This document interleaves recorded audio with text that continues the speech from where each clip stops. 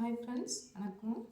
நம்ம இப்போ பார்க்குறது இந்த ஜாம்பக்காய் ஜூஸ் எப்படி தயாரிக்கலான்னு. இந்த ஜாம்பக்காயை நல்லா கழுவி எடுத்துக்கணும். அதை இப்படி உடச்சிட்டு இதில் இருக்கக்கூடிய கொட்டை இல்லைன்னா அதை அப்படியே விட்டுறணும். கொட்டை இருக்கக்கூடியதை எல்லாத்தையும் என்ன செய்யணும்னா ரிமூவ் பண்ணணும். இதில் நிறைய இதில் சீட்லெஸ்ஸாக இருக்குது. ஆனால் சீடு இருக்குது. சீடையெல்லாம் ரிமூவ் பண்ணிவிட்டு நம்ம தேவையான அளவு எடுத்து இதை என்ன பண்ணணும்னா இது மாதிரி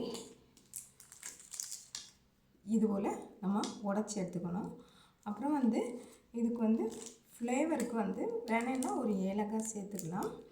அப்புறம் என்னென்னா இதுக்காக நம்ம என்ன செய்யணும்னா சுகர், இந்த ஜூஸ் தயாரித்ததும் கொஞ்சோண்டு சுகர் சேர்த்து என்ன செய்யலைன்னா இது நம்ம ஜூஸை ப்ரிப்பேர் பண்ணலாம்.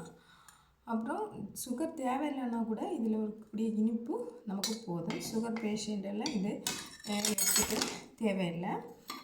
அப்புறம் என்னென்னா இந்த இது நம்ம மிக்ஸி ஜாரில் போட்டுக்கணும். மிக்ஸி ஜாரில் மாற்றிக்கணும்.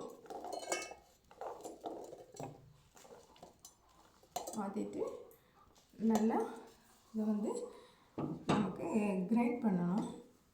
கிரைண்ட் பண்ணும்போது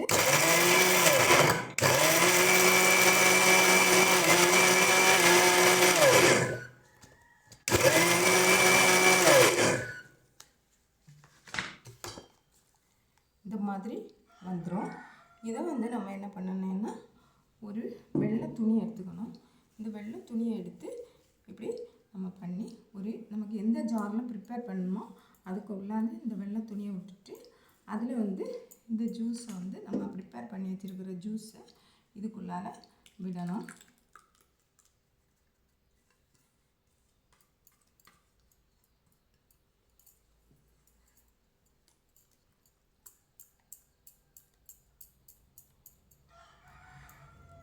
இப்போ நம்ம ஃபுல்லும் உள்ளார ஆக்கிக்கலாம்.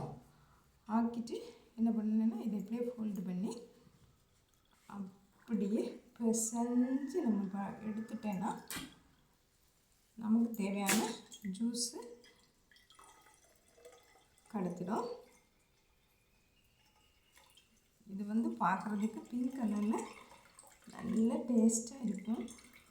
இது இனிப்பு சுவை இருக்குது. நமக்கு இனிப்பு இன்னும் தேவைன்னா என்ன செய்யலாம்னா இனிப்பு சேர்த்துக்கலாம்.